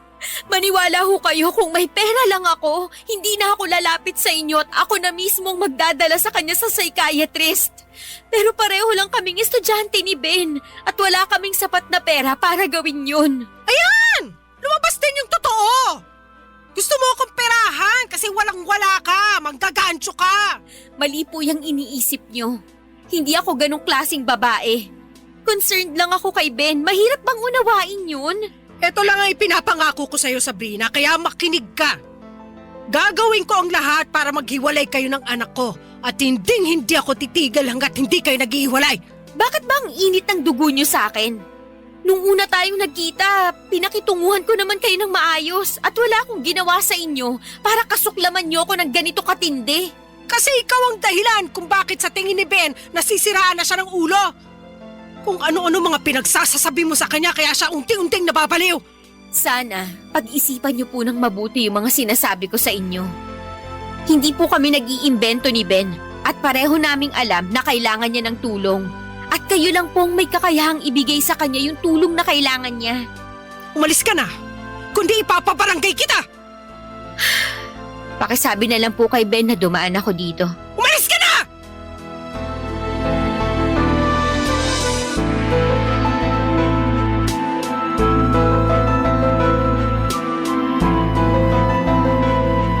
Ang hirap talagang ipagtanggol si Tita Cynthia ng mga panahon na yon, Papa Dudut. Mukhang lumaki siya sa mas makalumang pananaw at mahirap baguhin yung ganong klase ng mindset. Ako naman ay ipinagpapasa Diyos ko na lang na sana balang araw ay mas lalawakan ni Tita Cynthia yung isip niya. Kasi beruin mo ha, yung mismong ina mo ay hindi ka naniniwala na may pinagdadaanan ka. Ako ang nasasaktan para kay Ben tuwing naiisip ko si Tita Cynthia. Kaya masasabi ko na lamang talaga na sobrang swerte ko talaga sa mga magulang ko kasi kabaligtaran sila ni Tita Cynthia. Talagang maunawain ang mga magulang ko at palagi nilang inuunawa at inuuna ang kapakanan ng kanilang anak. Kaya siguro mahaba yung pasensya at pag-unawa ko pagdating kay Ben. Kasi pinalaki ako ng maayos ng mga magulang ko at tinuruan nila akong magmalasakit at magpakita ng pag-unawa sa kapwa. Lumipas sa mga buwan at pakiramdam ko ay parang walang pagbabago sa kalagayan ni Ben. Nakakaramdam pa rin siya ng matinding takot at kaba lalo na pag may mga kausap siyang ibang tao. Nakaramdam na po ba kayo ng kaba tuwing sasalang kayo sa mga job interview? O di kaya ay paparating na yung mataray at masungit ninyo na boss? Ganon ang klase ng kaba na nararamdaman ni Ben tuwing nakakakita siya ng mga tao. Pero syempre nandito naman ako para tulungan siya. Pero hindi naman sa lahat ng oras ay nandito ako para saluhin siya. Kaya sinabi ko din kay Ben na maghanap siya ng mga videos online na makakatulong sa kanya para malaman niyang hindi siya nag-iisa. At mabuti na lamang talaga at nakinig siya sa akin. At kitang-kita ko na patuloy niya pa rin na nilalabanan ang social anxiety niya kahit papaano. Pero papadudot isang araw habang nasa school ako ay nagtaka ko kung bakit absent si Ben. Kaya tinawagan ko si Ben. At laking gulat ko noong napag-alaman ko na nabangga si Ben ng isang motor habang naglalakad papunta ng school. Sobra akong nagpanik noong mga panahon na yon. At agad akong umalis ng eskwelahan para puntahan si Ben sa ospital, Papa Dudut.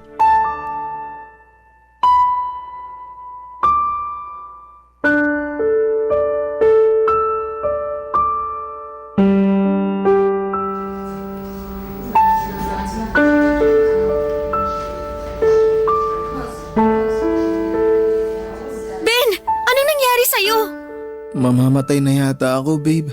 Ano ka ba? Huwag ka nga magbiro ng ganyan. Eto naman, pinapatawa lang kita. Pwes hindi nakakatuwa yung biro mo. Alalang-alala ako sa'yo. Paano kung mas malala pa dyan ang natamo mo, ha? Huwag ka na mag-alala. Okay naman na ako eh. Mabuti na lang talaga hindi ganun kabilis yung takbo ng motor. Pero imamonitor pa rin daw nila yung paa ko. Medyo makirot pa rin kasi. Basta magpagaling ka lang dyan, ha? Yung ID mo nga pala, hawak nung isang nurse. Huwag ka na ring mag-alala kasi tinawagan na rin daw ng ospital yung emergency contact na nasa likod ng ID mo. Oh, ba't mukhang hindi ka masaya na nakaligtas ka? Bigla ko kasing naalala. Si Mama yung emergency contact ko. Paano si Mama? Naku patay, siguradong pagagalitan ako nun. Ano ka ba? Kahit masungit yun, hindi mo naman pwedeng itago sa mama mo tong nangyari sa'yo. Basta, huwag mo na nga munang isipin yan. Ang importante, ligtas ka. Diyos ko, Ben anak. Ma? Salamat sa Diyos at ligtas ka. Hindi ko mapapatawad ang sarili ko kung may masamang mangyari sa'yo. Huwag na po kayo mag-alala. Okay na po ako. Anak, I'm sorry kung pinaramdam ko sa'yo na hindi kita pinapahalagahan. Ang totoo niyan, matagal ko nang alam at napapansin yung tungkol sa social anxiety mo. Napapansin ko na kinakabahan ka tuwing inuutusan kitang sagutin yung telepono. At hindi ka rin mapakali tuwing may mga bisita tayo sa bahay. Alam na alam ko ang lahat ng yun, anak. Ang sa akin lang naman kasi, ayokong maramdaman na nagkulang at nabigo ako bilang nanay mo. Kaya hindi ko matanggap-tanggap yung tungkol sa pinagdadaanan mo. Bakit hindi niyo sinabi sa akin yan nung umpisa pa lang, Ma? Kung sinabi niyo sa akin yan ng mas maaga, di sana mas naintindihan ko kayo. Mas lalo tuloy ako nakukonsensya kasi sinagot-sagot ko kayo nung nakaraan. Hindi ka dapat makonsensya, anak. Kasi ako itong nagbulag-bulagan hanggang sa napaniwala ko na ang sarili ko na wala kang pinagdadaanan. Pero nung natanggap ko yung tawag na nabangga ka raw, doon ko napagtanto na naging masama akong ina sa'yo. Anak, sana mapatawad mo ako. Ayos na yun, Ma. Pinapatawad ko na kayo.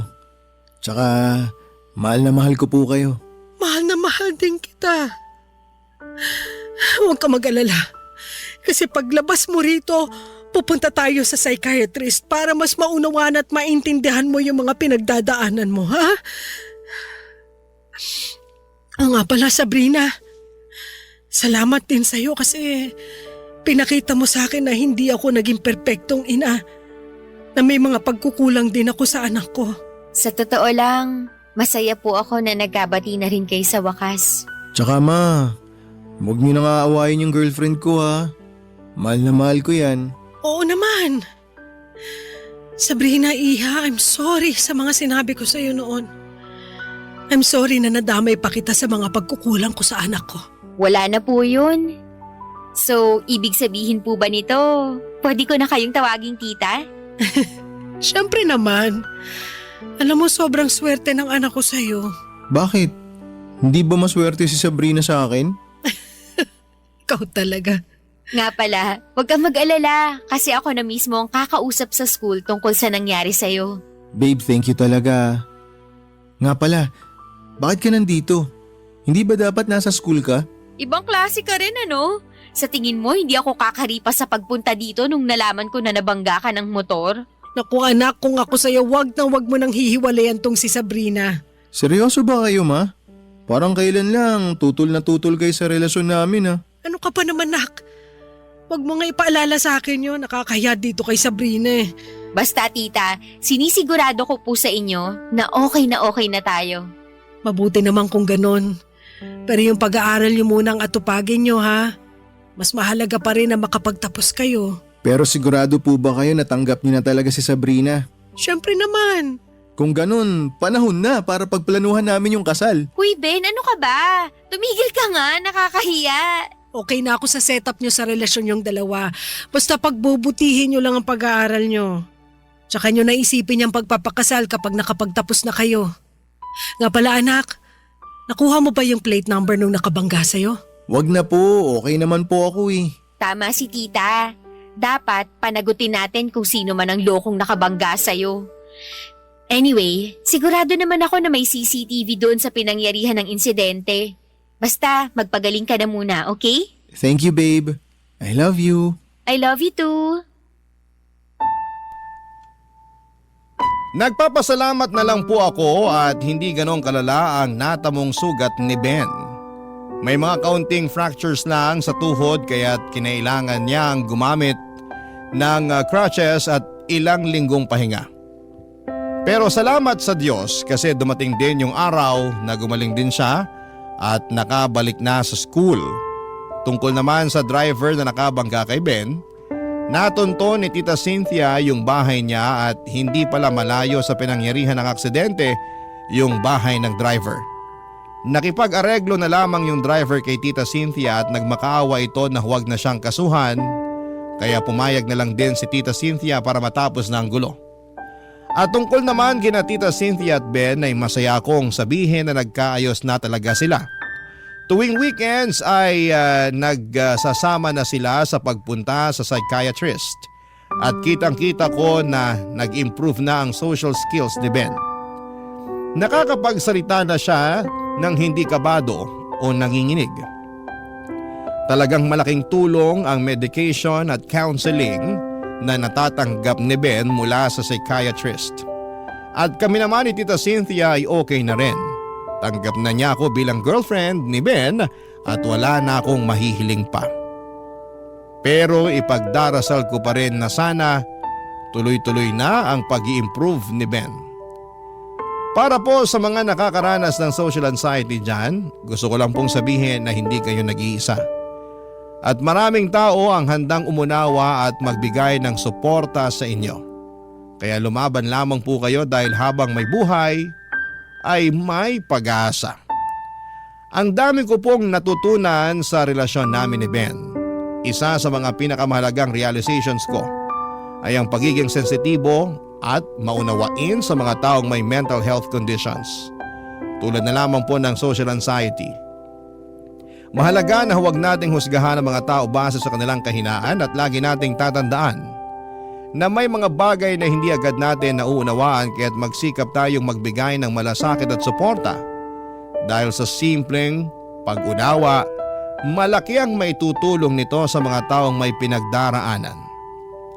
Dito ko na po tatapusin ang kwento ko at kapag nakapagtapos na kami ng pag-aaral at dumating na yung oras na nagpakasal na kami ni Ben ay susulat pong muli ako sa inyo. Papa Dudut, maraming salamat po sa oras na nilaan ninyo sa liham ko. Ang inyong forever kapuso at kabarangay, Sabrina. Ano ang masasabi mo sa ating Barangay Love Stories today? Aabangan namin yan sa aming comment section.